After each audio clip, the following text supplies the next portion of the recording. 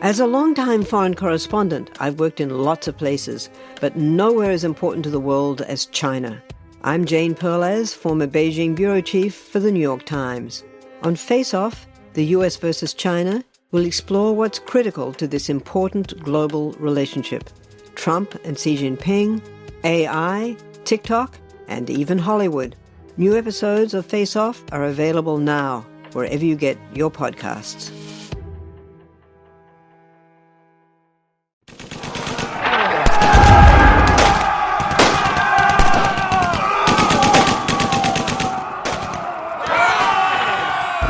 Khudadad Khan's world was reduced to smoke, mud and noise, and it was that last one which overwhelmed every other sense.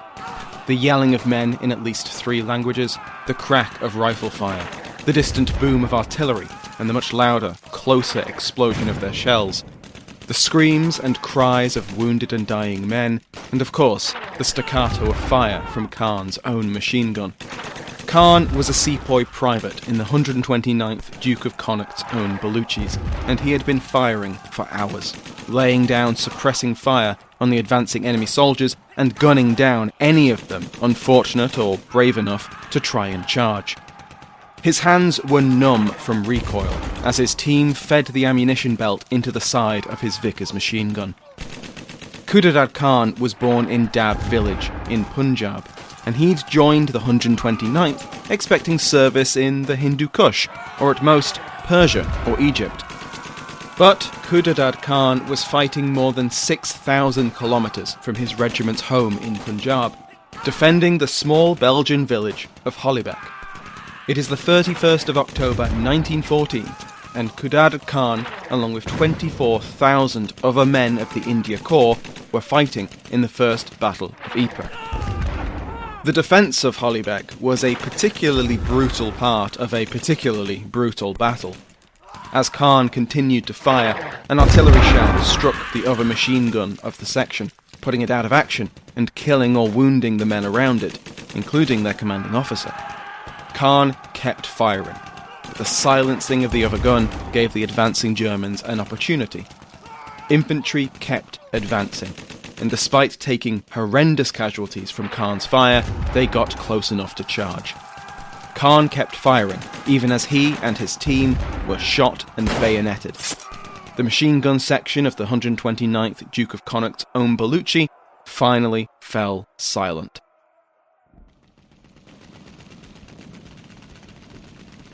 Hours later, as the fighting moved on and darkness fell, a body moved in the carnage of what was left of the machine gun section. It was Khan. He was the only survivor of his section. Wounded and left for dead by the enemy, Khan had lain amid the bodies of his friends and comrades until it was safe to move. Then, after spiking his gun, rendering it useless, he crawled away to friendly positions. Though they had eventually been overwhelmed, his machine gun section had bought enough time with their lives for British and Indian reinforcements to arrive and block the advance. Khudadad Khan was the first Indian awarded the highest honour in the British military, the Victoria Cross. Though he was not well enough to meet the King Emperor on his next tour, in January he was finally presented with the medal by George V. Khudadad Khan survived the war, eventually dying at the age of 82 in an independent Pakistan. Welcome to Winds of Change, Season 1, Episode 7. The War to End All Wars. Part 1. Germany's greatest disappointment. Welcome back to Winds of Change. And it has been a while, hasn't it? I even had a few listeners email me worried that the podcast had been cancelled, which was really touching. The hiatus was due to a combination of holidays, illness, a wedding here and there, travel, teaching responsibilities, and the sheer size of this episode. As you can see from the runtime, I was forced to give up the 1-hour limit I'd given myself for previous episodes. There is simply too much that needs to be said. But, I hope you will agree, it was worth the wait. To refresh your memory, last time we covered the Partition of Bengal, and how it poured fuel on the fire of Indian nationalism.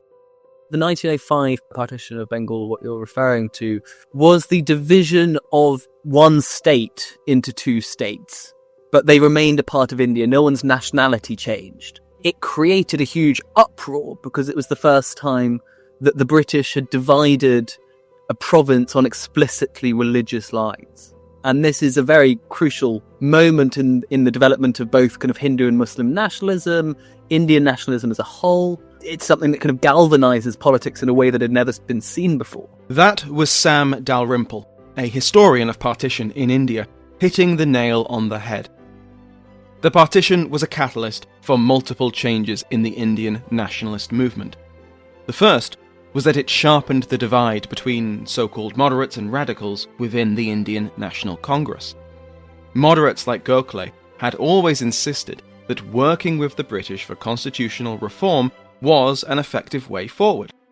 Radicals like Gangadhar Tilak believed that only through mass mobilization, whether that came in the form of peaceful protest or not, was the only way to make the British concede anything of value. After the partition of Bengal, the moderates lost ground. Everyone could see that the partition was a cynical attempt by the British to divide the most politically active part of India, and it cast doubt on any future progress made through working with them. In contrast, the growth of the Swadeshi movement, boycotting British goods, setting up Indian institutions to bypass imperial ones, and otherwise building up Indian self-reliance, fit neatly with radical methods. The 1907 meeting of the Indian National Congress devolved into heckling and fighting. Though the moderates kept control of the Congress, the unity between the two wings of the movement was firmly broken. Another fracture in the wider nationalist movement opened in the aftermath of the partition. In 1906, the All India Muslim League was established. Wary of the dominance of the Hindu-led Congress, the League wanted to create a body which could push for the rights of Indian Muslims. Like Congress, the League was an elite institution, and Congress was, in theory, secular and non-sectarian. Membership of one was not exclusive of the other, at least not yet. Both of these bodies would go on to define the path of Indian independence. The partition also sparked violent revolutionary terrorist campaigns. Usually, but not always, in Bengal, terrorist groups targeted figures of the imperial regime, such as judges, officials, policemen, and, as we saw, even the head of the government itself, the viceroy. As we also saw, they were not particularly successful. Their bombings and shootings were more likely to injure and kill bystanders than their actual target. But as we will see today, the violent arm of Indian independence was going nowhere. On the 28th of June 1914, a nationalist of a very different country carried out an assassination of his own. Gavrilo Princip shot and killed Archduke Franz Ferdinand of Austria-Hungary and his wife Duchess Sophie. Just over a month later, the British Empire entered the war to end all wars, and as part of the empire, India was taken along for the ride. The British Prime Minister, Herbert Asquith, declared war on the 4th of August. With the utmost reluctance and with infinite regret, His Majesty's government have been compelled to put this country in a state of war, with what for many years, and indeed generations past, has been a friendly power. I do not believe any nation ever entered into a great controversy, and this is one of the greatest history we'll ever know, with a clearer conscience and a stronger conviction that it is fighting not for aggression, not for the maintenance even of its own selfish interests, but that it is fighting in defense of principles, the maintenance of which is vital to the civilization of the world. With a full conviction, not only of the wisdom and justice, but of the obligations which lay upon us to challenge this great issue, we are entering into the struggle. Let us now make sure that all the resources, not only of this United Kingdom, but of the vast empire of which it is the center, shall be thrown into the scale. It's usually said that the British Empire entered the war in response to Belgium's neutrality being violated by the German Empire, and this is a large part of Asquith's speech. But another reason he gives was due to the threat posed to Britain's empire. Germany promised the British Foreign Secretary that none of France's European territory would be annexed, but he made no promises regarding France's colonies. France had a vast colonial empire of its own, second only to Britain. If France was defeated in Europe, Germany might demand that, say, Madagascar, or French Indochina, or its Pacific Island colonies be added to its own colonial empire. Germany had a relatively small place in the sun, as it were, at least compared to the British, but it was already a cause for concern in London and in the British colonies closest to them. Britain also had its international commitments, as well as a desire to maintain the balance of power in Europe, and so the British Empire entered the war. In the years before the war, many believed that British India was only one emergency away from outright rebellion. The writer, William Archer, left India just before the outbreak of war, and he believed that the moment England gets into serious trouble elsewhere, India, in her present temper, would burst into a blaze of rebellion. Britain's enemies believed the same.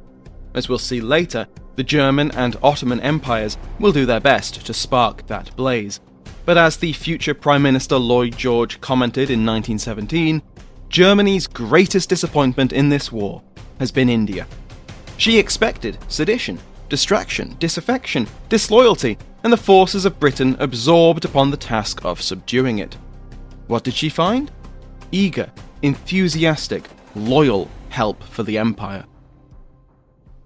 And Lloyd George was right. The response to the declaration of war in India was electric. The Viceroy in Delhi ordered the mobilization of the Indian army. The princely states promised men, money, and material, in line with their traditional responsibilities as aristocratic vassal states, but also because they were eager to shore up their importance to their British overlords in a time of rising nationalist feeling. But most of those nationalists were similarly enthusiastic. The Indian National Congress met at Madras in December 1914 and sent a message to the King Emperor swearing, quote, its profound devotion to the throne, its unswerving allegiance to the British connection, and its firm resolve to stand by the Empire.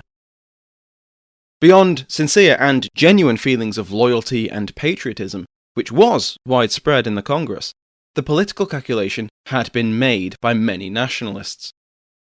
If India rallied to the British flag, then surely London and Delhi would reward their loyalty with political concessions. There was also the theory that Asian soldiers serving alongside European comrades in European theatres would help break down racial distinctions. And after all, if Indians fought, bled, and died for the cause of liberty in Europe, how could the imperial government justify withholding liberty in Asia? The first Indian Army divisions arrived on the Western Front at the end of September 1914 and were organised into the Indian Corps. They then fought in the First Battle of Ypres and the Race to the Sea. Indian troops made up a full third of the British line, and it was quite a baptism of fire as the Allies attempted to block the rapid German advance. The Indian troops took part in the fighting at La Basse, inflicting terrible losses. The Bengal Lancers made a particularly thrilling charge, driving the enemy like chaff before them.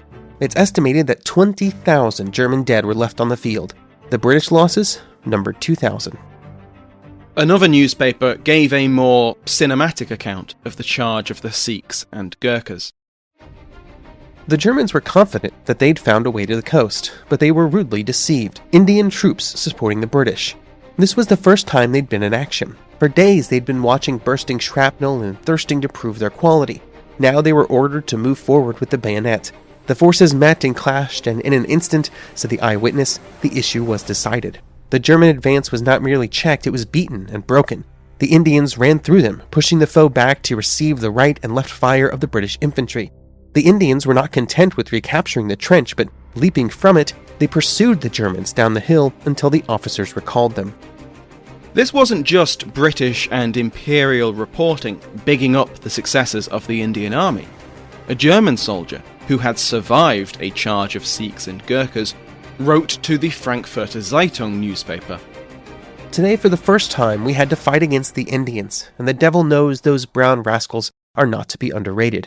With a fearful shouting, thousands of these brown forms rushed upon us. At 100 meters, we opened a destructive fire that mowed down hundreds, but in spite of that, the others advanced. In no time, they were in our trenches. With butt-ends, bayonets, swords, and daggers, we fought each other, and we had hard, bitter work. The Indian Army had played a vital role. With very little time to spare after landing in Europe, the Sepoys had plugged gaps in the extended Allied line, blocking the German strategy of an advance on Paris. Once the race to the sea ended, the Western Front settled into trench warfare. This was far from any kind of warfare the Indian Army had seen before. To quote from historian Hugh Purcell, "Their experience in the dry, biting cold of the mountains of the northwest frontier had been the sniper's bullet, the ambush on a lonely path, the charge of fanatical tribesmen. Their experience in the muddy, sometimes waterlogged trenches of Flanders was the high-explosive shell, the incessant machine guns and mortars, and sometimes the poison gas preceding a German advance across no man's land." And yet, during lulls of major fighting, the Indian soldiers were able to use their skills to great effect. Nepalese and Pashtun soldiers conducted night raids, using tactics honed in the Hindu Kush and the Himalayas to great effect. In one case, 100 men from the 39th Garhwal Rifles crept across no man's land in the dead of night. They entered the German trench on its right flank and swept down it, capturing more than 100 enemy soldiers as well as some valuable equipment. Veterans from the Indian Army were particularly good shots with a rifle, and when the fighting relied on marksmanship, Sepoys were highly effective soldiers. But the death toll mounted. 7,000 Indian soldiers died on the Western Front in 1915 alone, and the casualties were not limited to the rank and file. Machine guns and gas didn't care for race or class. Indian Army battalions usually arrived in France with 12 officers each, all white, and after a year, almost all of them had been killed or wounded. But it was not just the Western Front where the Indian Army fought. The majority would actually fight in the Middle East against the Ottoman Empire. In the disastrous Gallipoli campaign, Indian troops played their part. The 29th Indian Infantry Brigade was the only Allied unit to catch sight of the Dardanelles, but the death toll was huge. 1,700 Indian soldiers died at Gallipoli. Gallipoli was only one of 4 fronts against the Turks. British forces in Egypt defended the Suez Canal before going on the offensive in 1917, capturing the cities of Damascus and Jerusalem. Most of the soldiers in this campaign were Indian. A third route came down through Russia into the Caucasus Mountains, aimed for the Anatolian heartland of the Ottoman Empire. The fourth started from the port city of Basra in modern-day Iraq. The force of predominantly Indian soldiers marched up the Tigris River in a horrendous campaign initially defined by mismanagement, poor supplies, disease, and death. The historian Aravind Ganachari called it a total disaster on nearly every count.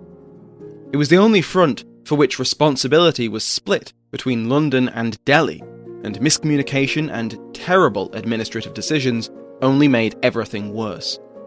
From 1917, though, the leadership was replaced, and soon the British captured Baghdad. 600,000 Indians fought in this campaign, and many were transferred to the Palestinian front once Baghdad fell. Recruitment and casualties were not evenly distributed across the Raj because of martial race theory. We've touched on martial race theory before. This was the idea, based on pseudoscientific concepts, that certain regions of the world produced ethnicities which were inherently better soldiers. When applied to British India, this meant Nepalese or Gurkhas, Punjabis, Baluchis, and many others were judged to be hardier, more disciplined, more submissive to authority. Conversely, this meant that other ethnic groups were dismissed as weak, cowardly, or otherwise quote-unquote unmanly. Bengalis and Awadis in particular were judged by the British to be unsuited for military life, which would come as a surprise to the hundreds of thousands who had been the backbone of the East India Company's conquests. This was the long shadow of 1857 and the mutinies of those regiments. But what racist pseudoscience takes with one hand, it gives with the other. They were deemed to be intelligent and bureaucratic, perfect to staff the institutions of the Indian Empire, even if that intelligence sometimes led them to have ideas above their station, joining things like the Indian National Congress. Martial race theory became so entrenched that the Indian Army recruited almost exclusively from groups judged as martial. Punjab and the northwestern frontier would be the heart of recruitment throughout the war. Before the war broke out, 100,000 men of the Indian Army came from Punjab, and over the course of the war, another 360,000 soldiers would be recruited from the region. More than half were Muslims, and were joined by Sikhs and Hindus in substantial numbers. Sir Michael O'Dwyer, the Lieutenant Governor of Punjab, toured the province, and he did everything he could to squeeze more troops out of every district he visited. Local elites, magistrates, landowners, they were all glad-handed by the Lieutenant Governor, reminded of their traditional responsibility to the army, and encouraged to keep the flow of recruits going. Those which had sent young men into the army were praised and rewarded, and those who had not were shamed. But by far the largest number of recruits relative to the population came from Nepal. There were roughly 900,000 men in Nepal. 200,000 of them served in the Indian Army in the First World War. Another aspect of martial race theory was that it was taken for granted that Asians could not make good officers. Because of this, when the war broke out in 1914, every officer in the Indian Army was white British. But whatever martial race theory demanded, the reality of mechanized warfare forced this rule to bend. Machine guns, artillery, and poison gas killed off many of the Indian Army's European officers, along with their men. The British military establishment also had a tendency to pinch officers from the Indian Army whenever they could, leaving regiments without leaders. They could not be easily replaced in Europe, as these Indian Army officers understood at least some of the language and were usually trusted by their men. Replacement officers needed time to develop these advantages. This all meant that the Indian Army began to be Indianized, and Asians were promoted or appointed to higher ranks. Besides the practical need to fill vacancies left by white officers, there was also pressure from Indian nationalists. Enthusiasm for the war was still high, but that didn't mean they had no criticisms of the war effort.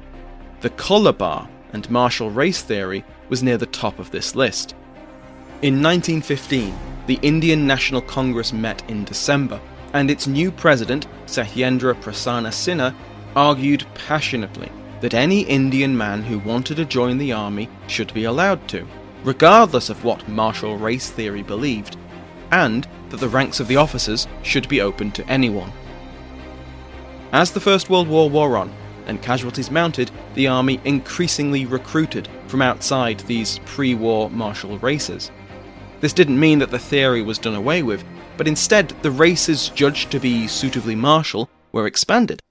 75 more groups of Asians were reclassified as warrior stock.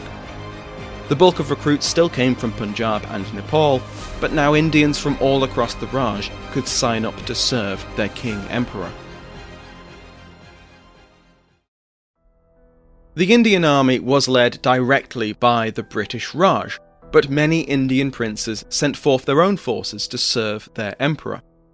One of those was Ganga Singh, the Maharaja of Bikaner.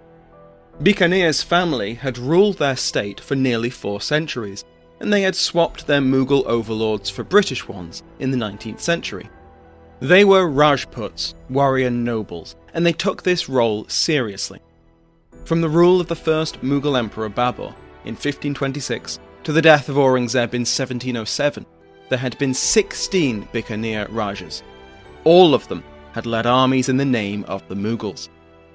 In 1818, the East India Company established a treaty of friendship with Bikaner. And though this led to the dominance of the British over the state, Bikaner remained loyal to the company. At the uprising, the then Maharaja quickly threw his weight and his army behind the British. Bikaner forces cut off the road from Delhi to Punjab, preventing the rebellion spreading further west. It was his son who was Maharaja when the First World War broke out. Ganga Singh had become Maharaja as a child, and his Regency Council had him educated at Mayo College in Ajmer. This gave the young king a first-class European education, and he would be fluent in English and a very effective speaker. On a visit while Viceroy, Lord Curzon remarked that Bikaner, quote, could combine the merits of the East and the West in a single blend. Curzon, who loved pomp and ceremony, found a similar soul in Ganga Singh, who always dressed to match the occasion and his own rank. Lady Irwin, the wife of a future viceroy, described the Maharaja later in life as having, quote, exalted snobbery to the realm of genius. One would not have taken him at first sight for an Indian prince. He might have been a European diplomat of some distinction, who spoke English and French perfectly, and was clearly on easy terms with the great in London and Paris, as one could tell by his casual references to their Christian names. End quote.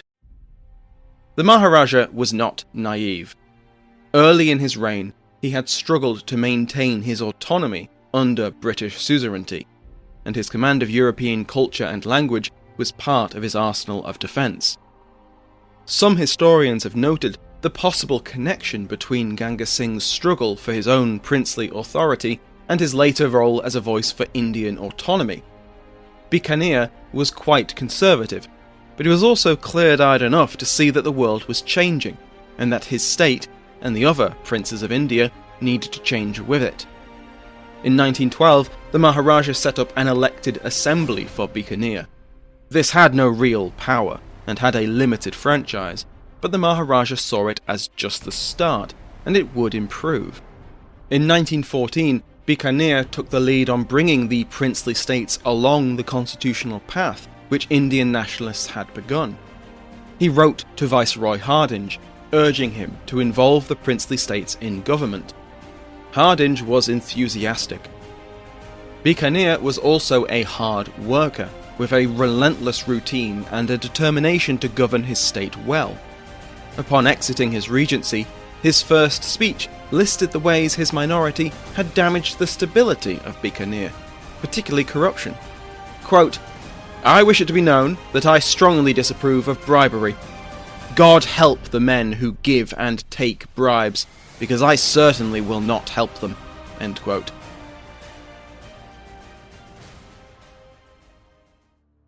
Ganga Singh was in his mid-40s by the time the First World War erupted, and he was delighted by the news. He'd sailed to fight in the Boxer Rebellion in 1900, but by the time he'd arrived, most of the action was over. The war presented an opportunity for military service, as befitted a Maharaja of Bikaner.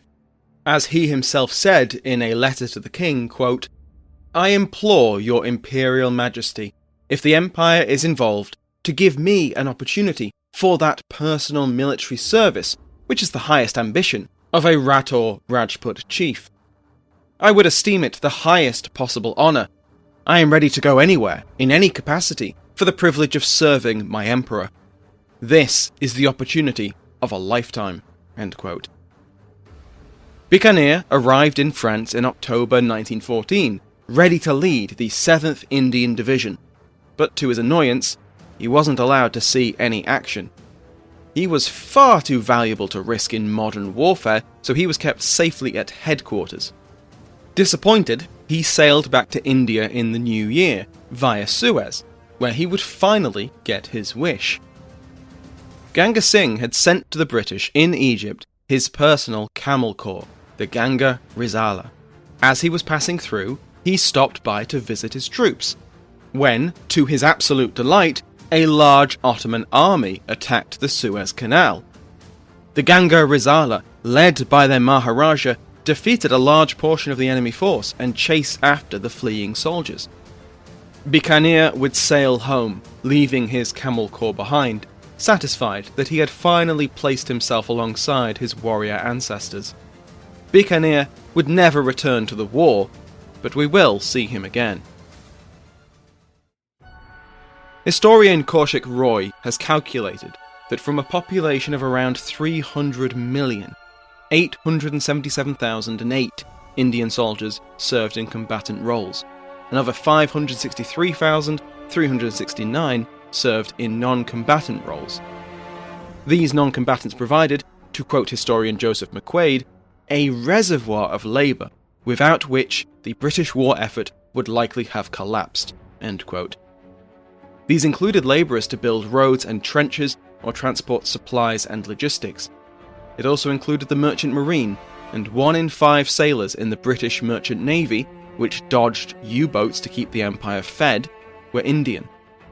Non-combatant didn't mean safe.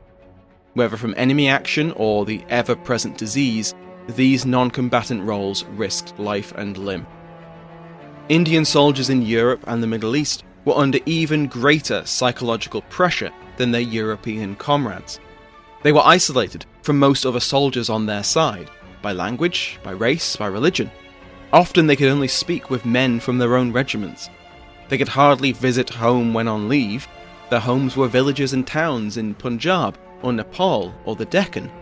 If they could be said to be defending them, then it was in a very indirect way. As the guns fell silent at the end of 1918, there were 943,344 Indians in 4 active theatres. The bulk were in the Middle East, fighting the Ottomans.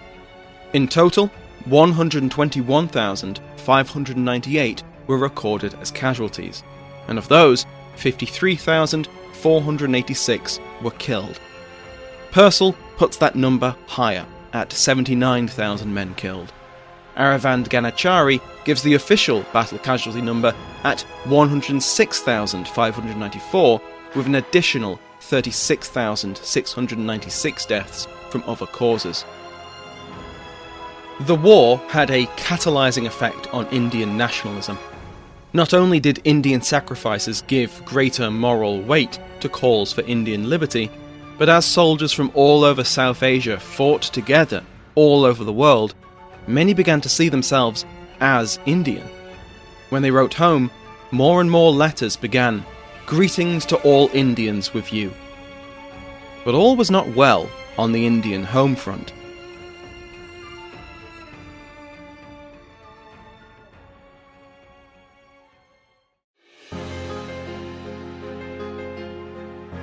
Part 2.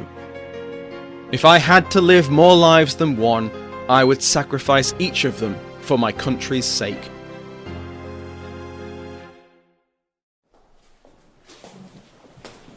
On the 26th of April 1915, the trial of 82 people opened in Lahore, Punjab. The trial took place inside the city's jail, on account of the authorities' belief that their collaborators, still at large in the province, might help them escape if they were transported to the regular court. So, the accused were led from their cells into the courtroom to face a special tribunal of 3 judges, convened under the authority of a new Wartime Act. The Crown Prosecutor opened his case against the accused by describing an international revolutionary conspiracy, stretching from Lahore to San Francisco to Berlin. These men were inspired by a radical ideology which called for the violent overthrow of just government, and they embraced the anarchy which would surely follow. The government's case was supported by witnesses who had been promised pardons for their part in the conspiracy in return for their testimony. These witnesses described their globe-trotting lives all across Asia and North America, and how they had been part of a network of like-minded revolutionaries everywhere they went. The men standing in the dock of this first of 3 Lahore conspiracy trials were accused of organising the Gadar Mutiny, an attempt to recreate the Indian uprising of 1857 with the help of Britain's enemies and at the height of the First World War. The plot had been narrowly averted at the last minute by an informer, and the British authorities were determined to make an example of those they'd caught. The Lieutenant Governor of Punjab, Sir Michael O'Dwyer, wanted the accused to be punished with extreme prejudice, to act as an example to the rest of his province. This he would get. Of the 82 accused, 7 of them decided they would claim full responsibility to attempt to spare the rest. One was Kartar Singh Sarabha, and when given a chance to address the judges, he seized it with both hands. He proudly accepted responsibility for everything he was accused of. He justified it by referring to previous scandals of British rule and to the conditions which the Raj had created for its subjects. When Kartar Singh finished speaking, the judges asked if he understood what his testimony would mean for him.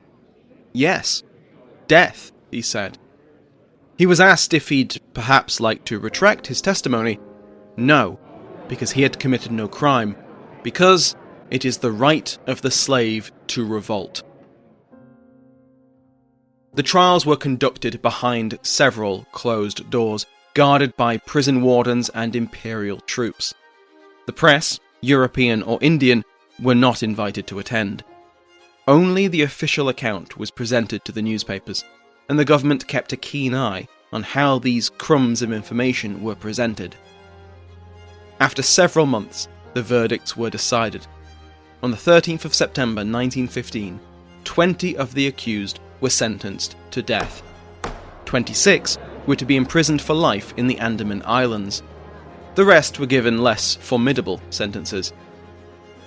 Most of those condemned to death had their sentences commuted to life in prison, although life in the Kalapani penal colony was not much better than death. 5 of the Ghadar conspirators, including Kartar Singh, were hanged in the yard of Lahore jail. His last words were recorded for posterity. "My only ambition is to see my country free. All that I did had this objective. I have never done anything out of hatred for any person, nation, religion, or race. I only desire one thing: independence. This is my only dream. If I had to live more lives than one, I would sacrifice each of them for my country's sake." And then he was hanged. Kartar Singh was 19 years old.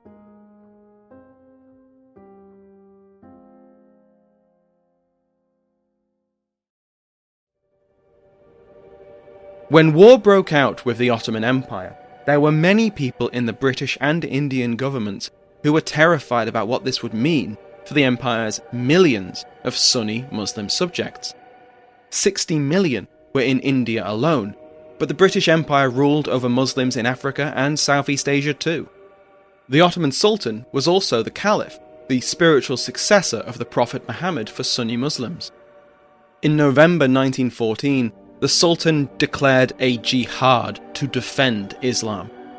British leaders feared that this could spark widespread unrest and mutiny.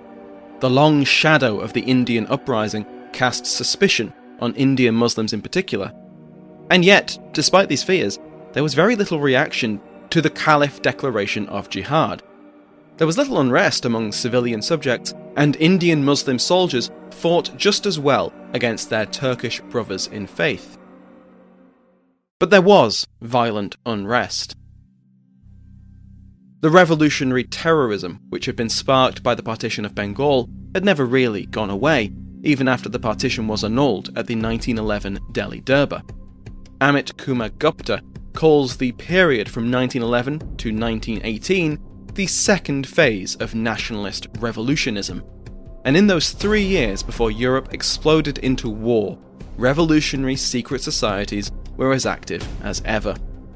Viceroy Hardinge was, as we heard, almost killed in a bombing by revolutionaries in 1912, and despite the crackdown which followed, old groups like Jugantar, Anusalan Samiti, and the Abhinav Bharat kept the fire burning, while new societies sprung up in Benares and Dehradun, in Punjab, in Dhaka.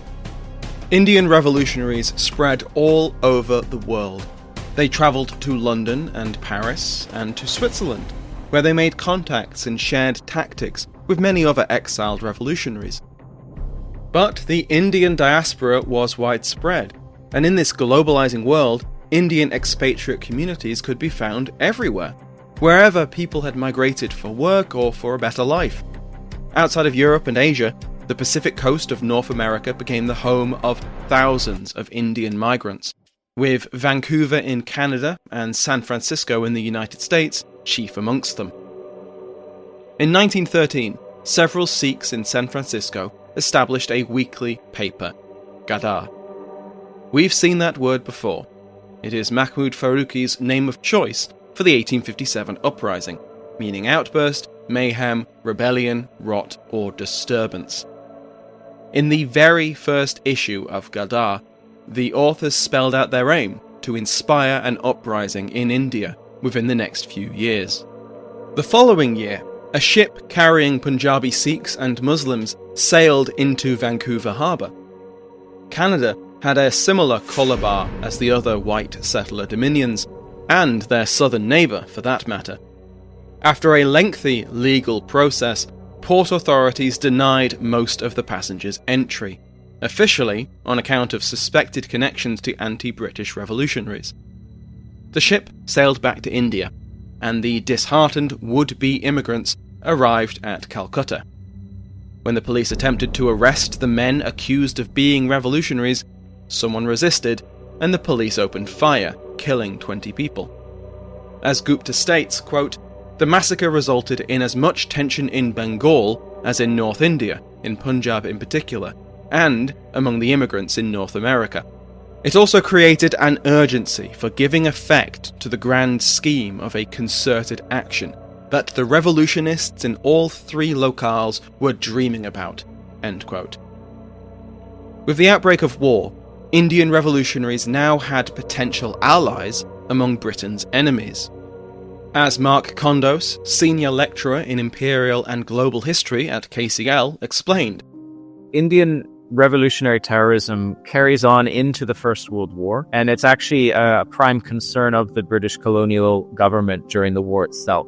One of the things they're most worried about is the international dimension of these sort of terror movements, because there are organizations on the west coast of Canada and the United States, such as Gadar, which literally mean mutiny, and they explicitly harken back to 1857 and call for another mutiny during the First World War. And the Germans also begin to cooperate and provide assistance to Indian nationalist and revolutionary groups because they want to destabilize British India, realizing this is a very strategically vital colony for the British war effort more generally. The plan for this uprising was made up of two elements. First, the revolutionaries looked for support, military and political, from the enemies of the British Empire, the German and Ottoman empires. Second, they needed to recreate the mutiny of 1857, but this time with proper organisation. Émigré revolutionaries began returning to the Raj to help organise the coming uprising. For their part, the Turks helped stir up trouble on India's northwest frontier in Iran and Afghanistan, but the Germans were the primary collaborators. They were very interested in the idea of a new Indian uprising. By the end of 1914, discussions were already taking place between the German Foreign Office, including Arthur Zimmermann of telegram fame, and exiled Indian revolutionaries in Berlin, such as Virendranath Chattopadhyaya, on how best to wrest the jewel of the British Empire from its crown. It was decided that weapons would be smuggled to Indian revolutionaries from the United States as well as German colonies and through neutral states in Asia, particularly the busy ports of Bangkok and Batavia. What would the Germans get out of this? If the uprising took off, at worst it would distract the wider British war effort. As we've talked about, a lot of soldiers would come from India over the course of the war, and cutting off this recruitment, because, say, they were needed to fight a local uprising, would greatly sap the British effort. If the uprising was successful, and India became independent with German support, then the Berlin revolutionaries, who would soon establish the India Independence Committee, promised to repay Germany for the weapons, as well as give them favourable trade rights. 8,000 Sikh revolutionaries, Ghadarites, flocked back to Punjab in the first months of the war. The police weren't blind to the danger, and many were detained when they arrived, but many more managed to slip away. The Ghadarites made contact with the existing revolutionary underground, and particularly two of its leading lights, Rash Bihari Bose, the mastermind behind the attempted assassination of Hardinge 3 years before, and Jatin Mukherjee, leader of Jugantar, the revolutionary group. Both men were in hiding, but it did not take long to connect the Punjabi wing of revolution to the Bengali wing. Both would play their part in the coming uprising. Bose and the Bengalis could provide bomb-making expertise, which the Ghadarites lacked, another legacy of partition. For their part, the Sikhs were in prime position to sway the chief pillar of British authority to the cause. Punjab was the power centre of the Indian Army. From October 1914 to February 1915, Ghadarites made contact with the garrisons across the northwest, especially at Lahore, Rawalpindi and Firozpur. Bose soon moved from Benares to Amritsar to better coordinate the conspiracy. Sympathetic sepoys and sowars in nearby garrisons, as well as cantonments all down the Ganges, were contacted and judged willing to rise up given the chance. Weapons were bought, bombs were built, bribes flowed into necessary hands. All of this cost money, of course, and soon the revolutionaries began staging bank robberies, a tried and tested method of funding political terrorism. This, of course, sparked a crackdown from the police, and the leadership of the revolutionary underground were constantly evading police raids, moving from city to city, safe house to safe house. Bose moved to Lahore, only narrowly avoiding being swept up when their Amritsar safe house was located by the authorities. Bose's right-hand man, Mullah Singh, was arrested. Once it was decided that enough sepoys were willing to overthrow their officers, the date was finally set for the first stage of the Second Indian Mutiny, the 21st of February 1915. On this day, mutineers in the 23rd Cavalry Station at Lahore would kill their officers, arrest any fellow Indians who didn't join in, and then march on the European quarters and massacre any officers or civilians they found. At the same time, another attack would begin at nearby Firozpur. Ghadarites had already spread literature and word that the British were interfering with Indian religions, and it was expected that local civilians would quickly join with the mutineers. It really would be a second Indian Mutiny. But the plan fell apart for two reasons. The first was that the German weapons didn't arrive. In an elaborate plot, including fake companies, an ocean rendezvous, and the involvement of one Franz von Papen, the weapons were meant to be moved from one ship to another. With so many moving parts, it's not a surprise that the plan fell apart. The two ships never made the handoff, and the American authorities would soon discover their illicit cargo.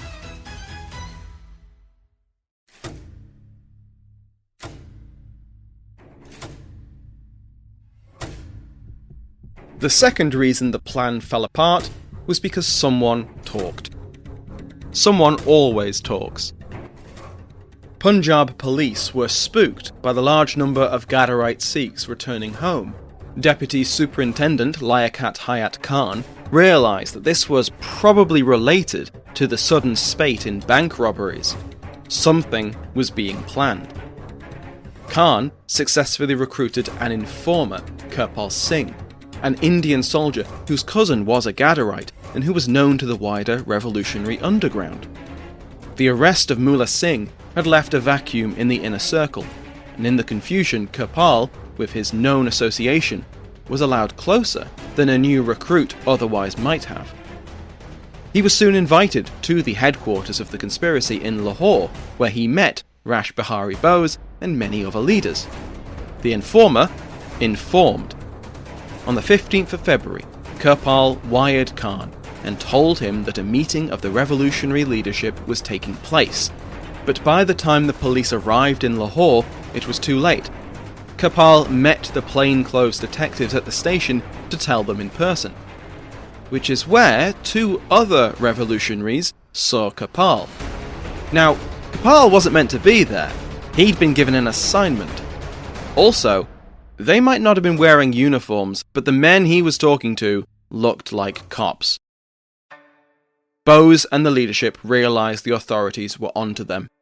The plan was moved up from the 21st of February to the 19th. But somehow, Kirpal found out about the change of date, and he passed that on to the police too. Too late, the revolutionaries seized him. Bose left to finalise the plan, and left the guards with their orders. Execute the spy. Kirpal escaped death by telling his guards and would-be executioners that he needed the toilet. When they gave him some privacy, he went up onto the roof and gave a signal to the waiting police. The authorities stormed all the revolutionaries' safe houses, their locations provided by Kirpal and other informers. 13 revolutionaries were arrested on the spot, and a treasure trove of bombs, guns, literature and flags were seized. 2 points on this. The flag the revolutionaries designed to be the symbol of their uprising, and which was seized by the authorities, was a tricolour of yellow, red and blue. These colours were meant to represent Sikhs, Hindus and Muslims, a symbol of unity between the three largest faiths of a future independent India. The other point on this is much more grim. One of the people arrested in this raid was Yamuna Das, a female revolutionary who had moved in with Bose to act as his wife, to help allay suspicion of a bachelor travelling alone. After her arrest, she was questioned for 3 days in Lahore jail, but refused to give up any information. Frustrated, the police transferred Das to the barracks of the Baluch regiment, where she was tortured and sexually assaulted. Bose and the other leaders narrowly escaped the police, by chance more than anything, and he was back on the run. At Firozpur, around 60 revolutionaries waited outside the fort, dressed in black and waiting for the signal. 2 conspirators from the garrison had gone back into the cantonment to begin the mutiny, but they hadn't come back out. The waiting revolutionaries soon learned about the events in Lahore and that the government knew about the plot. Loyal soldiers had been brought in to secure the fort, and their conspirators had been arrested. The revolutionaries scattered. Most went to ground, but some were caught. 20 sepoys were summarily executed, and many civilian revolutionaries were arrested and prosecuted. The Gadar Mutiny, as it came to be known, was over. There was other violence, such as at Singapore, which was influenced by Gadarites, but the well-orchestrated plot had failed, and the remaining revolutionaries knew full well who to blame. Kirpal was marked for death. A sewer went to his house with a revolver, but the spy escaped when the assassin realised his gun was damaged. Soon the heat was too high to worry about punishing the traitor, and though revolutionary pamphlets named him as a British spy, his fate, as far as I can tell, is unknown. Bose would soon decide to go into exile, sailing to Japan. Jatin Mukherjee remained convinced that the German weapon shipment would still arrive, and so he waited in Orissa for several months. When the authorities discovered his location, he and a small group of supporters went down fighting, after a gunfight of more than an hour. The Gadar Mutiny terrified the British. It was all their fears of the mutiny all over again, with their Indian subjects united despite language and religious differences.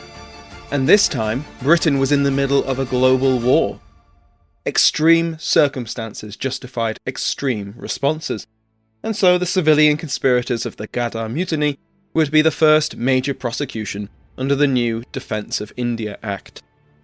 So during the First World War, the British are extremely worried about terrorism and revolutionary violence. And this is one of the reasons they promulgate the Defence of India Act in 1915. So the Defence of India Act is modelled after the British 1914 Defence of the Realm Act. The Defence of the Realm Act specified a whole range of activities which people could no longer do, either because it took away from the war effort or because it might benefit the enemy, as well as empowering the British government in ways which simply would not have been politically acceptable during peace. Censorship and detention without trial were perhaps the most immediate changes, and thousands of civilians were arrested and interned at Knockalow Camp in the Isle of Man. Most of these were enemy aliens, people born in Germany, Austria-Hungary or the Ottoman Empire, but who had emigrated to Britain. British subjects were also interned if the government deemed them dangerous to the war effort or civilian morale. This was preventative detention, as in, these people hadn't committed a crime. But what's really interesting is that, Defence of the Realm Act in Britain is seen as a wartime exigency in order to control a society to fight a total war in Europe. And in the Indian case, the Defence of India Act is very much about how do you curb all sort of political civil liberties of people you are worried about rebelling against you. And to me, what's very telling about the Defence of India Act is that it's the brainchild of the Punjab government and the Lieutenant Governor Michael O'Dwyer in particular, who is part of this Punjab tradition of authoritarianism, strong executive authority, and action. And as O'Dwyer actually convinces the Governor-General of India, Lord Chelmsford, to adopt the Defence of India Act. And it provides enormous ranges of powers to colonial officials during the war to crack down on nationalist groups and revolutionary terrorists as well. I asked Kim Wagner, Professor of Global and Imperial History at Queen Mary University of London, about it. The British authorities are able to arrest any protesters or political agitators without much evidence, keep them imprisoned without trial. But there's also clamping down on the press, for instance. So they use this act to crush the attempted Ghadar uprising in Punjab in 1915. And they also use it to convene special tribunals that prosecute high-profile conspiracy trials, like the first Lahore conspiracy case in 1915, which is the arraignment of key Ghadar leaders. At the same time, the British also pass other new repressive legislation, like the Ingress into India Ordinance, which allows them to imprison Indians who are returning to India in villages or even in prisons and camps. They don't have to have any evidence against them.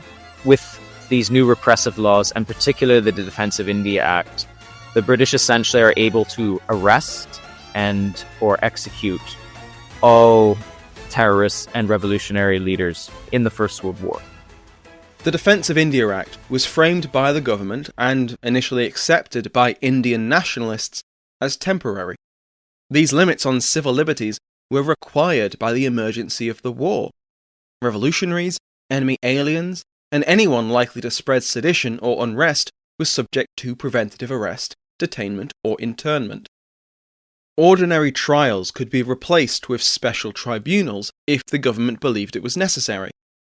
This was a wartime necessity, and so, of course, the Defence of India Act would expire 6 months after the end of the war. But here's the thing. The British authorities found that preventative detention, without trial, was a very effective way of dealing with sedition. The Act allowed the government to clamp a lid down on the boiling pot of revolutionary violence. Many officials were worried what would happen if they were forced to let go.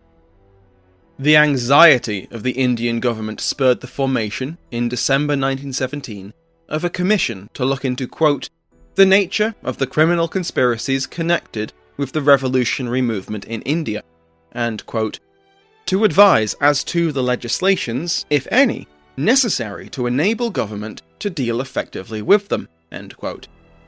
This commission, which presented its report in April 1918, was headed by one Sidney Rowlatt. And that, dear listeners, is what we call foreshadowing. Carter Singh, who we saw earlier, was just among the first tried under the wartime regulations.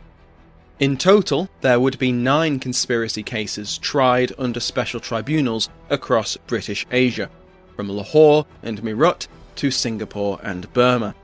The international nature of the Ghadar movement, as well as British diplomatic pressure, led the United States government to undertake its own trials, the Hindu-German conspiracy trials. By the end of 1918, the end of the First World War, the revolutionary threat is contained in India precisely because the British have basically arrested everyone. And they can do mass sweeps, right? They can just pick up anyone. They don't need evidence against them, and they can detain them indefinitely under all these laws.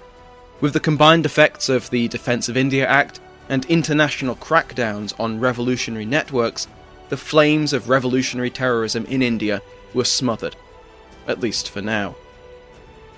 But the First World War was not only a time of reactionary oppression. There were people, Indian nationalists and British statesmen both, who understood that the world was changing, that developments in politics, in technology, and in international affairs could not be ignored, and which should instead be embraced.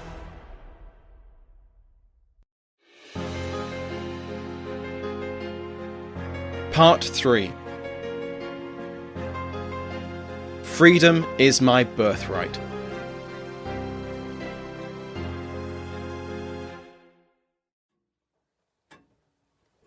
On the 1st of May 1917, at the height of the First World War, Lord Curzon presented the conclusions of a committee he had chaired. This committee had been tasked with deciding the territorial peace aims of the British Empire in the current war. Reports just like this had been presented to British Prime Ministers and British cabinets countless times in countless wars. Yet this time was different. In an unprecedented act, these conclusions were presented not to a British cabinet, but to an Imperial War Cabinet. The men around this Downing Street table included Prime Ministers from the Empire's self-governing dominions, as well as a Rajput Maharaja and a Bengali politician. Now all of them were invited to consider how best to carve up the German Empire. This Imperial War Cabinet, along with its sister institution, the Imperial War Conference, had gathered at the invitation of David Lloyd George, the new Prime Minister of the United Kingdom. The strain of a world war had required London to compromise with its imperial subjects. The Dominions, the self-governing white settler colonies, had sent their Prime Ministers. For them, the Imperial War Cabinet was one of the last steps in a gradual path from subject colony to equal statehood within their British Empire. But for two of the men around this table, their inclusion in this cabinet was a sign of the times. A sign that India's substantial contributions to the Empire's war effort were being rewarded with constitutional progress. The Maharaja of Bikaner, Ganga Singh, was joined by Satyendra Prasanna Sinha, a former president of the Indian National Congress, and now the member-designate of the Executive Council of the Governor of Bengal. They presented the forms of Indian politics the British were willing to work with: a reforming aristocrat and a liberal constitutionalist.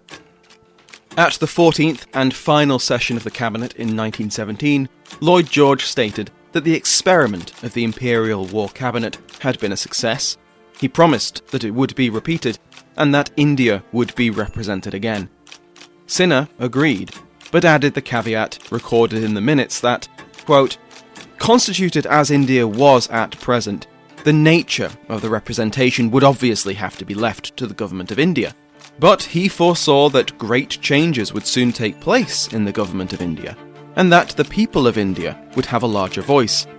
He looked forward to the time when the Government of India would have an Indian Prime Minister." End quote. The Maharaja concurred. Then, the Imperial War Cabinet broke up, and the representatives sailed home through U-boat-infested waters.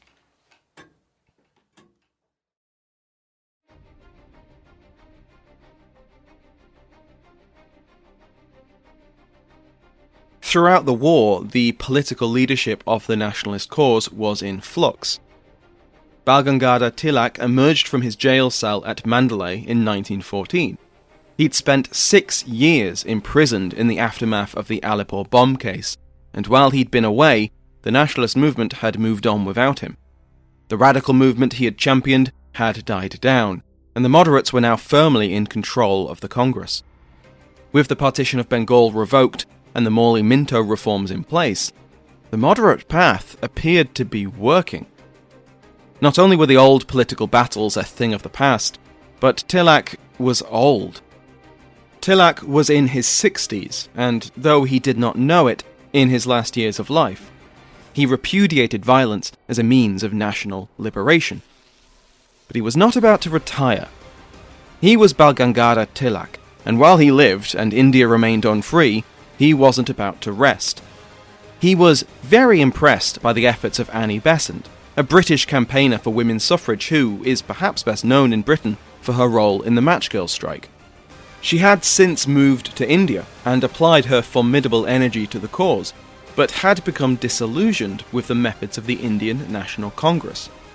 Congress was still quite an elite, stately body. Congress moderates still held the reins, and they were wary of mass mobilization. Though she disavowed violence, Besant believed that active and popular agitation was the best means of winning Indian self-government. In 1915, she established the Home Rule League, telling Congress that it was meant to complement their efforts. They should draw up the demands, and then the League could spread the word. Moderates in Congress were not exactly happy with Besant, but the cat was out of the bag. In 1916, Tilak began his own Home Rule League, and later that year, the All India Home Rule League was founded to coordinate the different branches. Besant and Tilak would fill the gap left by Congress and lead campaigns of education and propaganda among ordinary Indians. The Indian national cause suffered a significant blow in February 1915, when Gopal Krishna Gokhale died at the age of 48 from diabetes-induced asthma. This was a tremendous blow to many people personally. Even those who did not agree with his methods, including Tilak and Gandhi, were devastated at his early death. Tilak authored a glowing obituary in his paper, Kesari, and Gandhi called him his political guru and the most perfect man on the political field.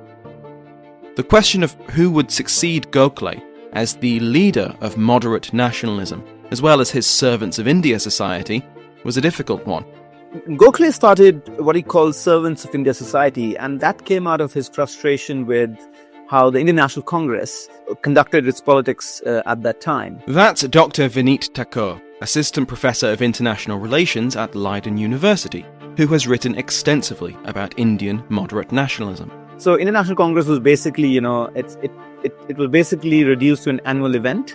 So people came from all around India, passed some resolutions, discussed some things, and then dispersed, never to talk about any of that again until they met next year. Gokhale wanted to change it. Gokhale wanted to bring in institutional changes into the Congress. Like any other profession, a politician had to be trained in politics. And he felt that most of the leaders of the Indian National Congress, their actual professions were something else. They were lawyers or teachers or whatever. They merely gathered every year to talk about things and then never follow up on any of the resolutions or never do any political work. So he started this society, which was sort of the model of the Jesuits, actually, where, he would train these youngsters who would come out of the universities in politics, which meant, things like debating, things like training people on ethics of politics. And he had this sort of school in Pune where these youngsters would gather and spend sort of 6 months where they would be trained in politics. And Srinivas Sastry, like I mentioned earlier, at the age of 37, he actually heard Gokhale give a talk. And he was so impressed that he, took a train and went to Pune to work with Gokhale. Cut to 1940 or 1915, and Gokhale is still very young, but he's also dying, unfortunately. So he's very worried about who will take over this society he started, because he thought that this is very important work. And the person he had in mind was actually Gandhi, because he had met Gandhi in South Africa. And Gandhi, if you think about it, had similar principles in terms of training people in politics. Although, Gandhi's beliefs were much more radical than Gokhale's were. Gandhi believed in transforming yourself through physical work. If you are a political worker, you would also have to work on the farms and, do your own work and so on and so forth. He wanted to open these ashrams in farms. Whereas Gokhale's idea of political work or political training was more like, a training school where everything else is taken care of. Somebody's there to cook your food, make your clothes, you get food at the dinner table. All you need to focus is on sort of the practice of politics. So the ideas were very different, but unfortunately Gokhale dies in early 1915, and he wanted Gandhi to be his successor, and then there's this sort of meeting between Gokhale's disciples and Gandhi, which is actually a very confrontational meeting, because Gandhi basically deprecates their work.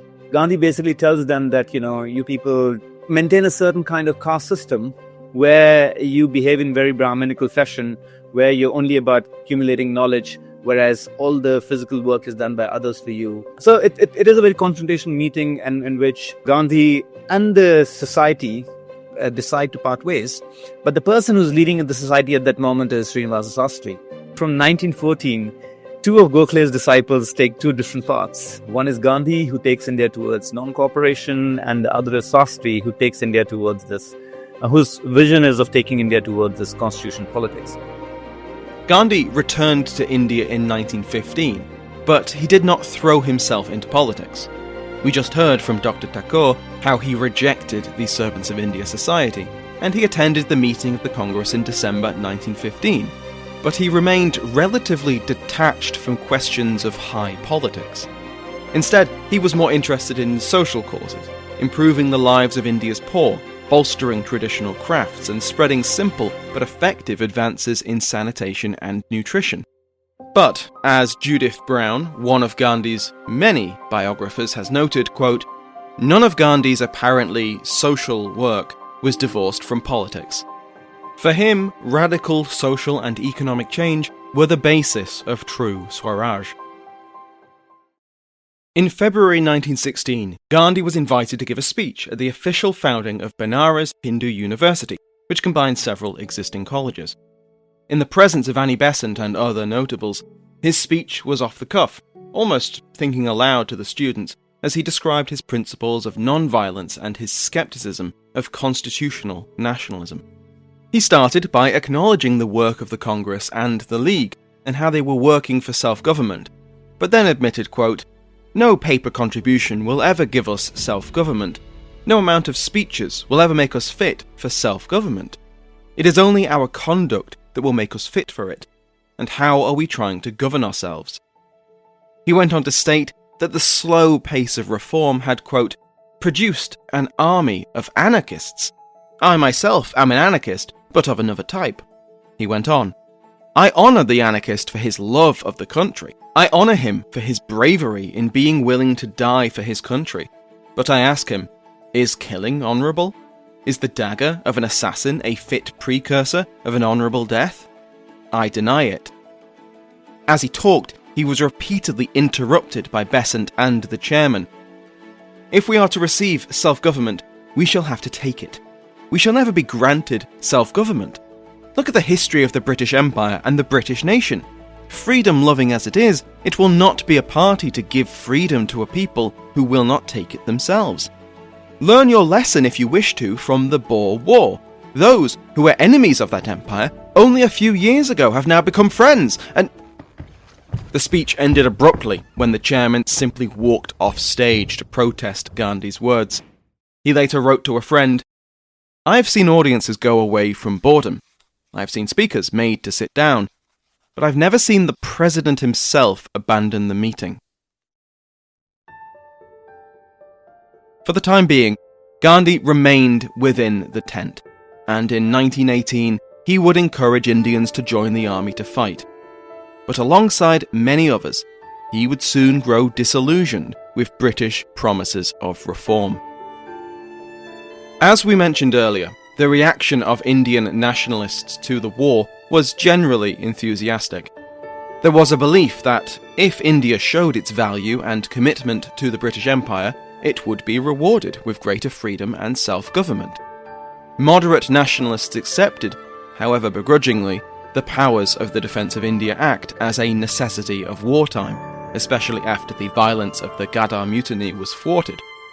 They sympathised with the intentions of the revolutionaries, but moderates could not countenance their violent methods, especially when the constitutional path appeared to be working. The Morley-Minto reforms were a good start, and the reaction in Britain from India's active loyalty in the war gave them hope that more concessions would follow. But after a few months of war, those expressions of gratitude and relief began to wane. Indian nationalists began to detect in the words of British statesmen a taking for granted of Indian contributions, or even ranking them as less important than those of the Dominions.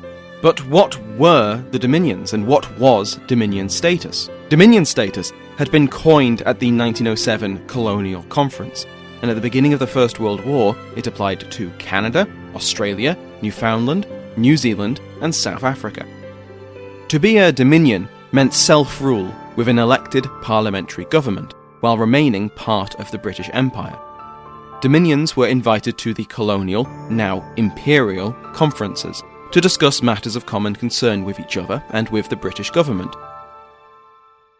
Dominions had total control over their internal affairs.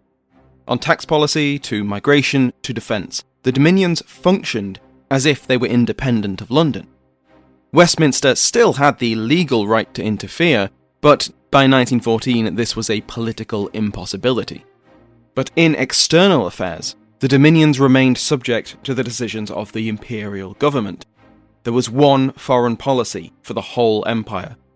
Dominion appeals to be consulted on matters of war and peace were dismissed on both practical and constitutional grounds. Practical, because foreign affairs might have to be addressed quickly. In the case of the July crisis, the British Empire could not simply wait for 5 Dominion cabinets to consult 5 different parliaments and then bring back 5 different answers. Constitutionally, it was believed to be impossible. Prime ministers, Dominion or Imperial, were ministers of a single sovereign.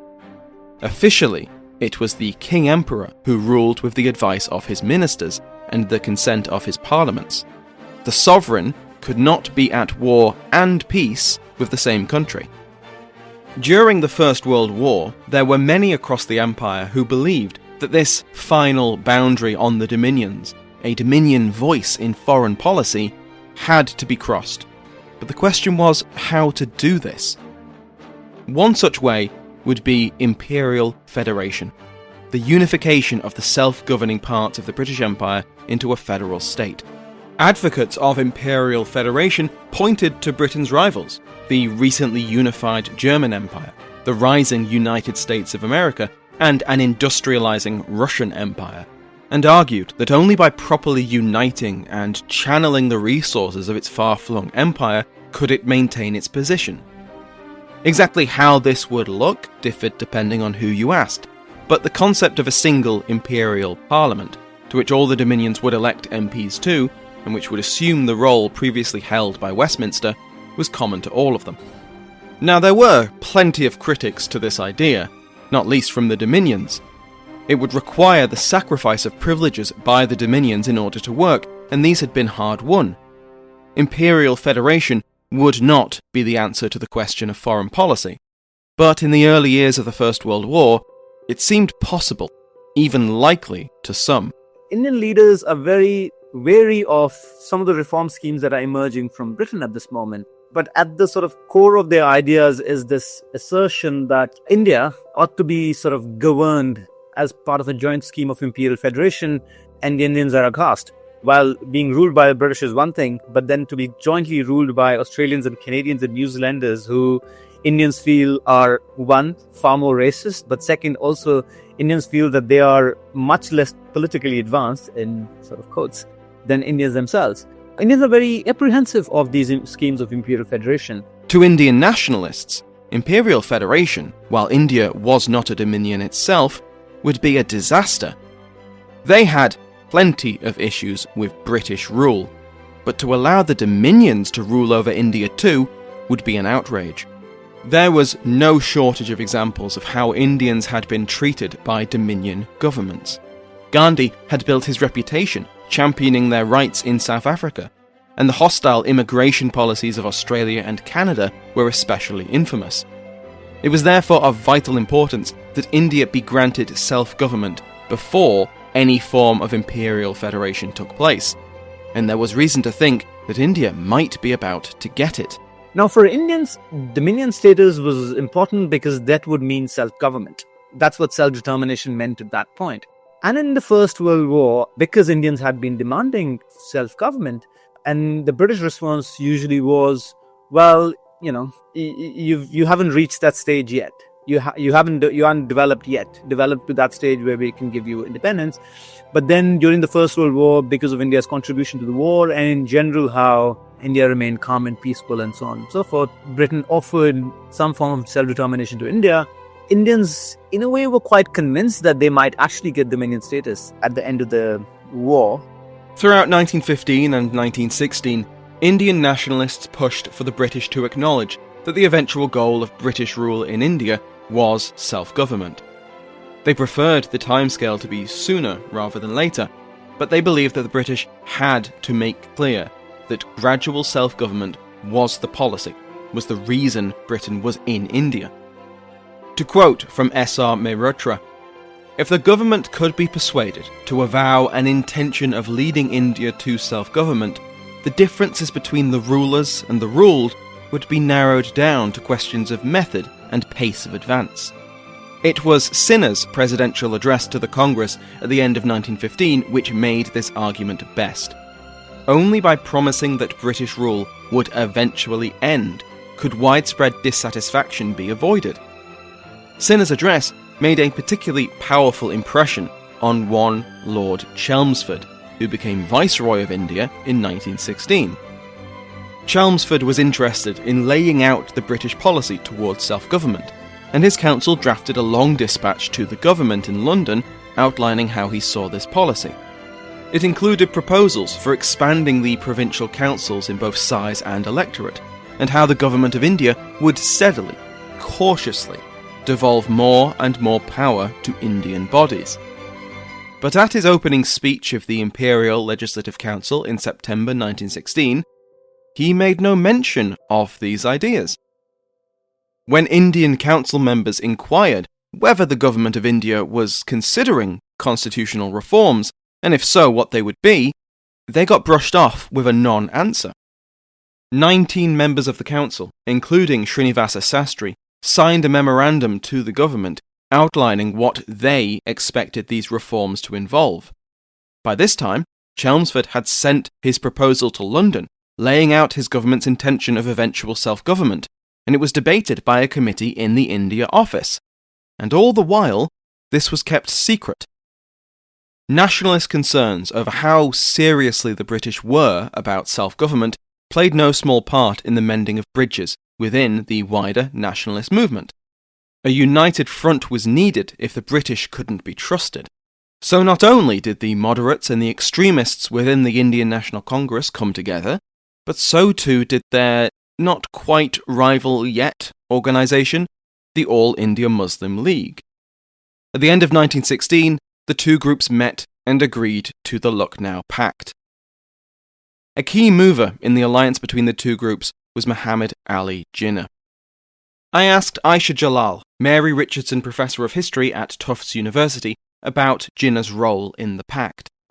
He was a member of the Congress before he became a member of the All India Muslim League. He was committed to anti-colonial nationalism. When he did become a member of the All India Muslim League in 1913, he claimed that it should not affect his membership in the Congress, and he was wedded to the idea of winning independence for India.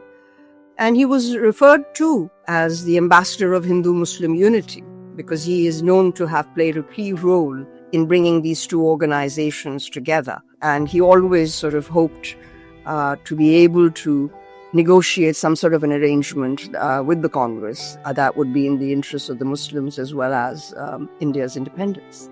During the First World War, he is instrumental in getting the Congress and the Muslim League to agree, it's known as the Lucknow Pact of 1916, whereby they came to an understanding. The Muslims were granted separate electorates by the British in 1909, and there was a good deal of opposition to that because it was seen as an attempt to divide Indians into separate categories. But Jinnah negotiated an arrangement whereby the Congress, in the interest of Indian independence, accepted the Muslim commitment to separate electorates. I mean, the Muslims who were beneficiaries of it, including Jinnah, were not necessarily willing at this stage to give it up. And so in 1916, he was able to bring the two organizations together, and Congress accepted the principle of separate electorates, which was then extended by the British under the Montagu-Chelmsford Reforms of 1919. So he helped bring the two organizations together during World War I. Another key figure was Sastry. He becomes an important leader of the Indian National Congress. And Indian National Congress at that point is one trying to push for reforms within India and pleading the British to bring in more reforms at the end of the war. So while the Indian National Congress is fully supporting the British war effort, they're doing it with an expectation that after the war, there would be more reforms and Indians would be given sort of some form of self-determination or self-government. Muhammad Ali Jinnah from the Muslim League and Bal Gangadhar Tilak from Congress lead the way for both organizations to come together. So they come together to devise a reform scheme, and Sastry is one of the crucial figures who helps in devising the reform scheme. But second, and as important as it is to devise a reform scheme, I think what people like Sastry at that point feel is that an equally important task is to create propaganda about that reform scheme, spreading the word, as it were. So Sastry becomes, from this moment from 1916 to 1890 until actually the 1990 reforms, one of the principal articulators of the Congress League reforms, and somebody who writes a lot on this. He gives a lot of speeches on this, and eventually he's consulted by Edwin Montagu. He plays an important part in the Montagu-Chelmsford Reforms of 1990. The fruit of the Lucknow Pact was a joint declaration to the King Emperor, requesting, perhaps demanding, that he proclaim that self-government was the aim and intention of British rule. It went further and presented a list of reforms which should be implemented. These were provincial autonomy, the expansion of provincial legislative council size and electorates, more power to the legislative councils, a weaker veto for governors-general over the resolution of those councils, and for India to have a similar relationship with Westminster and a similar status in imperial affairs to the Dominions. Here, the silence from the government of India had left a vacuum, which the Lucknow proposals now filled. It was received very well by the political nation as a whole. Hindus, Muslims, Sikhs, extremists and moderates, politicians and hereditary princes threw their support behind them. The Maharaja of Bikaner spoke in favour of them. Srinivasa Sastry and the other liberals backed it. Bal Gangadhar Tilak and Annie Besant were in support, and their Home Rule leagues spread the Lucknow demands far and wide. There seemed to be real momentum behind this. On the first anniversary of Tilak's Home Rule League in May 1917, he opened a session with perhaps his most famous speech. He started by admitting his age, quote, "I am young in spirit, though old in body," but then he went on. "Freedom is my birthright. So long as it is awake within me, I am not old. No weapon can cut this spirit, no fire can burn it, no water can wet it, no wind can dry it. I say further that no CID can burn it. I declare the same principle to the Superintendent of Police, who is sitting before me, to the Collector, who had been invited to attend this meeting, and to the government shorthand writer, who is busy taking down notes of our speeches. The principle will not disappear, even if it seems to be killed. We ask for Home Rule, and we must get it." Tilak carried on, pointing out the hypocrisy if Britain refused self-government. England is trying to protect the small state of Belgium with the help of India. How can it then say that we should not have Home Rule? We will work for it by every possible constitutional and law-abiding method to get Home Rule. Through the grace of God, England has changed its mind towards us. We feel our efforts will not be without success. England proudly thought that a tiny nation might be able to protect the empire by itself. This pride has gone down. England has now begun to feel that it must make changes in the constitution of the empire. Lloyd George has openly confessed that England cannot go on without the help of India.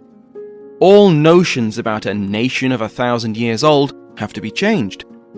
The Indian soldiers have saved the lives of the British soldiers on the French battlefield and have shown their bravery.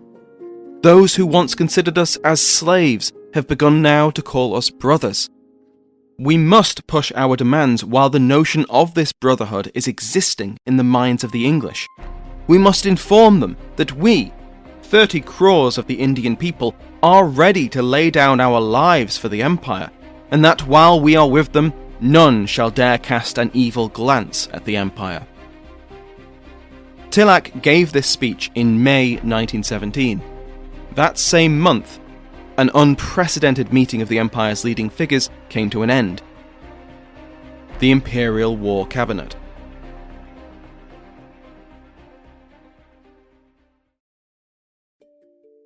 After 2 years of war, the political sands shifted beneath Prime Minister Asquith's feet. In the second half of 1916, Asquith's position within the government began to crumble, and Lloyd George took over in December. As a minister, Lloyd George had been increasingly frustrated with the sluggish efforts of Asquith's government. It took forever to get anything done. His first priority upon taking office was to streamline decision-making. A major part of this approach was the creation of a war cabinet, a smaller executive body of 5 ministers, which met regularly and made the real decisions. This was much smaller than the main cabinet, which included ministers who had little responsibility for the war effort, and it was intended to improve the executive functions of the war. Ministers could be invited to these meetings or not, depending on whether their portfolios would be under discussion. So meetings on the course of the war in the Ottoman Empire did not need to involve the Secretary for Scotland, for example. Within days of becoming Prime Minister, Lloyd George met with the Colonial Secretary and informed him that, firstly, Britain needed more men and assistance from the Empire, and secondly, that this could only be achieved through formal consultation. So on the 19th of December 1916, Lloyd George addressed the House of Commons and declared that he was going to host, quote, a series of special and continuous meetings of the War Cabinet. Invitations had gone out to all the Prime Ministers of the Dominions, Canada, South Africa, Australia, New Zealand and Newfoundland. In recognition of their loyalty and their efforts, he had also requested representatives from India. This was unprecedented in at least 2 ways. First, while there had been imperial conferences before the war, these were forums for the leading statesmen of the empire to discuss matters of common concern, like trade or migration. Valuable in their own right, but more because of what they were, rather than what they did. They weren't executive bodies. But Lloyd George was inviting these men into the heart of the empire's government to discuss and decide matters of vital importance to both the war effort and the future of the British Empire. The second reason this was unprecedented was the inclusion of India. There had been colonial and imperial conferences before the First World War, where sometimes the Secretary of State for India had been involved. But India had never sent representatives from the Raj itself. This was itself a huge development. Who would actually represent India was the question. The Dominions had prime ministers, elected and responsible to their own parliaments and cabinets. India presented a constitutional awkwardness. The Raj had contributed vast sums of money and hundreds of thousands of soldiers, and it was just as essential to the empire's war effort as any dominion, if not more. But it had no parliament. It had no prime minister. And what about the princely states? The only individual who could be said to govern all of India was the viceroy, but he was effectively standing in for the king. This was all unprecedented territory, and the solution decided on gave India 4 representatives at the Imperial War Cabinets held in 1917 and 1918. First, the Secretary of State for India. He was elected in Westminster's parliamentary system, not by Indians. Austin Chamberlain held the position at the 1917 Imperial War Cabinet, and in 1918 he was replaced by Edward Montagu. More on him in a moment. He was joined in 1917 by the Lieutenant Governor of the United Provinces, James Meston. The third representative for India was our old friend, the Maharaja of Bikaner, Ganga Singh. He was there to speak for his fellow princes, The fourth Indian representative was Satyendra Prasanna Sinha, who had been the president of the Indian National Congress in 1915 and was now the member designate of the Executive Council of the Governor of Bengal. At these sessions of the Imperial War Cabinet, India was also represented, in a way, by two former viceroys. At the table was Lord Curzon and his successor, Lord Hardinge. The Imperial War Cabinet would meet over several weeks, on 3 different occasions, between the spring of 1917 and the first weeks of 1919. The representatives would change at different meetings. The Maharaja of Patiala would replace Bikaner, and Srinivasa Sastri would replace Sinha in 1918.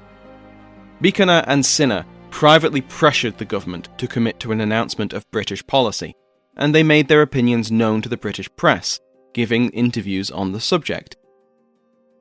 Most of the proceedings of the Imperial War Cabinet were kept confidential, but the resolutions of the Imperial War Conferences were published when it was deemed appropriate. And by far the most important was Resolution 9 in April 1917. The resolution was printed as a command paper for Parliament, and I'm reading a copy of it here. This resolution called for a special constitutional conference to meet after the war to discuss the future arrangement of the British Empire. But in the meantime, the resolution states, quote, "a full recognition of the dominions as autonomous nations of an imperial commonwealth and of India as an important portion of the same," end quote. It also promises India the same adequate voice in foreign affairs as the dominions. So it's not dominion status, but this is an acknowledgement that India couldn't be ignored in the future. To quote from a recent PhD thesis, "The extent to which the Empire was consulted and the influence these committees had on British war aims should not be understated. Just 6 years previously, the governments of the Empire had been firmly denied a role in this theatre of policy. The dramatic change in circumstances since 1911 meant it was no longer viable to freeze out the dominions and India entirely. Concessions had to be made, and so they were." That sounds familiar. I'm sure I know who wrote this. Oh, of course I know him. He's me. Yes, that is from my own PhD thesis. It's good to use it as something other than a doorstop. As our friendly historian goes on to say, the constitutional developments of the Imperial War Cabinet and the Imperial War Conference set the foundations for the interwar British Commonwealth of Nations. These events provided the platform for Dominion pressure to be brought to bear on the imperial government, and combined with the intense strain of a world war, allowed for concessions which recognised the new realities of the British-Dominion relationship. The constitutional nationalists in India were thrilled by the Imperial War Cabinet. Here, there seemed to be proof that Britain was listening, and that Indian sacrifices hadn't been in vain, that they had been recognised. But nothing concrete had yet been agreed. Which brings us back to Edwin Montagu. Montagu had long been an advocate for liberal reform of the government of India. In 1911, Viceroy Hardinge had publicly acknowledged that, eventually, Indians would have to be granted self-government, albeit still remaining within the British Empire, of course. This led to a massive controversy in Parliament, as different MPs and lords debated exactly what he'd meant. Critics denounced any idea of Indian self-government, never mind dominion status, ever. Lord Crewe scoffed that the very idea of a dominion of India was, quote, "a world as remote as any Atlantis that ever was thought of by the ingenious brain of an imaginative writer." Montagu did not agree. As Under-Secretary of State for India, he gave a speech at Cambridge University in 1912, championing the liberal idea of empire. Montagu pointed out how Indian nationalist thought had grown under the British Raj. Quote, "We cannot drift on forever without stating a policy. A new generation, a new school of thought, fostered by our education and new European learning, has grown up and asks, what are you going to do with us? The moderates look to us to say what lines our future policy is to take. We have never answered that, and we have put off answering them far too long."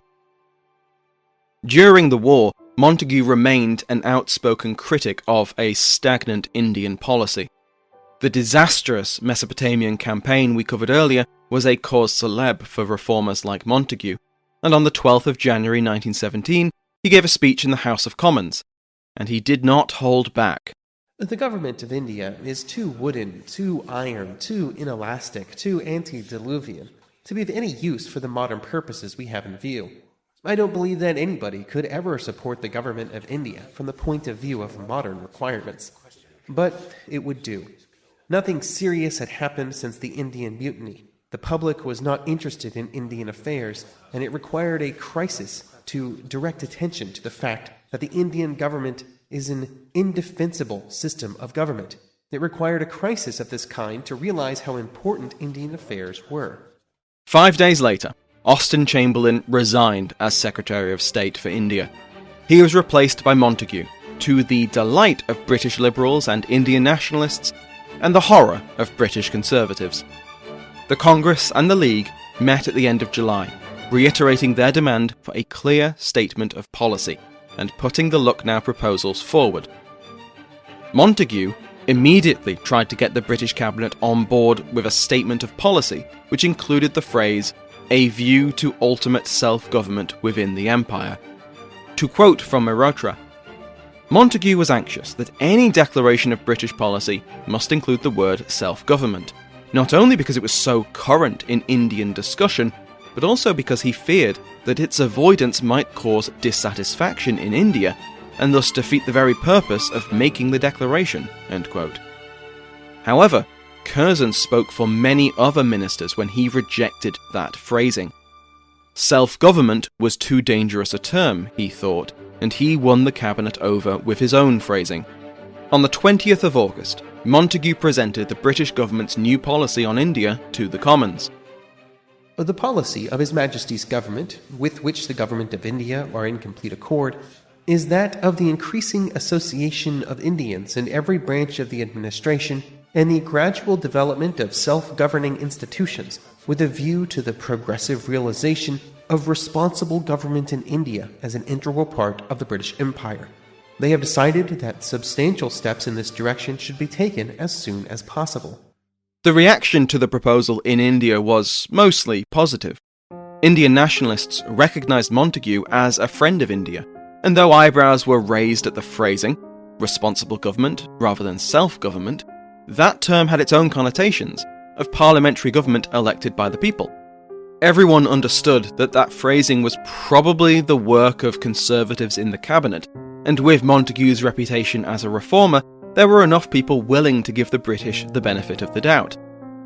Montagu put his money where his mouth was, and he was soon in India himself, touring the country and meeting with nationalist leaders, Indian princes, and British officials. The fruit of this tour was a report drafted alongside Viceroy Chelmsford, which was published in July 1918. These Montagu-Chelmsford Reforms were detailed proposals which would soon have the force of law. We'll go into more detail about that next time when we cover the Government of India Act, but one of the key innovations was diarchy, dual government. The legislative councils would be reformed, and provincial governments, elected by a larger but still restricted franchise, would have power over education and agriculture, but the central government would retain all control over the press, the police, the purse, among many others. This central government would, for the first time, have an elected majority, but without any control over the ministers of the Government of India. The Viceroy would also keep his veto. Congress held a special session in August to discuss the recently published Montagu-Chelmsford Reforms. Now, some nationalists saw this as an acceptable stepping stone. It could be much more, but it would do. Moderates like Sinha and Srinivasa Sastry took this view, and both would soon distance themselves from Congress, because the majority in Congress and in the other nationalist groups were deeply dissatisfied with the reforms. Montagu and the British had promised a lot, but these reforms delivered very little. The result of the special Congress session was the demand that diarchy be applied to the central government as well as the provincial governments. and that the provincial governments receive control over every aspect of government, besides the law, the police, and the courts. They also called for a declaration from the British that the people of India were British citizens, that India received the same financial autonomy as the Dominions already did, and for a fixed timeline to be laid out in statute law that full, responsible government would be established in British India, but not the princely states, within 15 years. At the next regular meeting of the Congress in December, after the armistice, the demands were strengthened. Forget reserving the police and the courts to the central government. The provincial governments should be granted full responsible government straight away. The Congress also demanded that if the constitution of the empire was going to be reconstructed now the war was over, India needed to be treated as a dominion. Because in November 1918, the war had come to an end. All across Central and Eastern Europe, kings, emperors, kaisers and tsars were deposed or abdicated. Centuries-old empires collapsed, and new nations appeared on the map. But the final terms of peace had yet to be agreed, and the victorious allies were soon to meet in Paris. At this table will sit British prime ministers, American presidents, Japanese princes, and Ganga Singh, the Maharaja of Bikaner. India, along with the Dominions, made its grand re-entry to the world stage.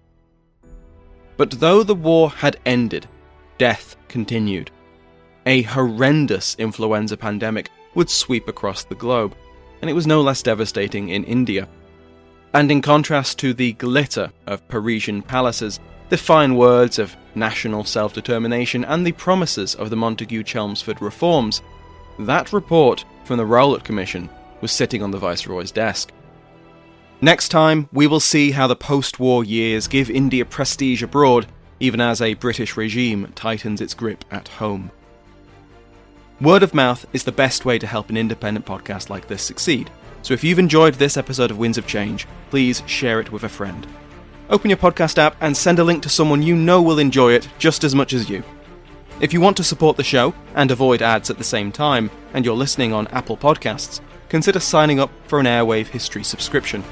You can try it free and listen not just to Winds of Change, but also my other show, Pax Britannica, and other Airwave History podcasts ad-free. Thank you to our expert guests, Sam Dalrymple, Mark Condos, Vineet Thakur, Aisha Jalal, and Kim Wagner. You can find the full details of our guests and their published work in the episode notes. Thank you to Wesley Livesey for bringing Edwin Montagu, Herbert Asquith, and the newspaper clippings to life. If you want to hear more about the First World War, Wesley is the host of his own podcast, The History of the Great War, so go and give it a listen. There'll be a link in the description. All research, writing and production by me, Samuel Hume. And of course, thank you for listening.